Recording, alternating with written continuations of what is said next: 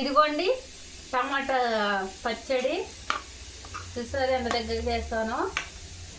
ఎప్పుడైనా సరే తింటున్నది లేట్ అయినా పర్వాలేదు, రోట్లో వేసుకుని చేస్తేనే దాని టేస్ట్ మాట. అందుకని నేను రోట్లో వేసి ఇవాళ పచ్చడి అన్నది చేస్తున్నాను. సింపుల్గా అయిపోతుంది. చిన్న పత్రం అన్నమాట, బుజ్జి పత్రము. ఇదిగోండి అటు ఇటు అంతా చేస్తే కచ్చపిచ్చుక పచ్చడి అన్నది బట్ట పచ్చడి అన్నది రెడీ అయిపోతుంది.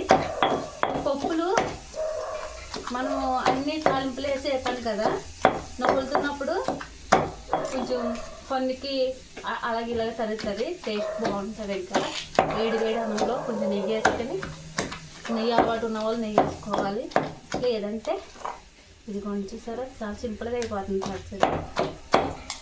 ఇదిగోండి ఓకేనండి, మీరు కూడా ట్రై చేయండి.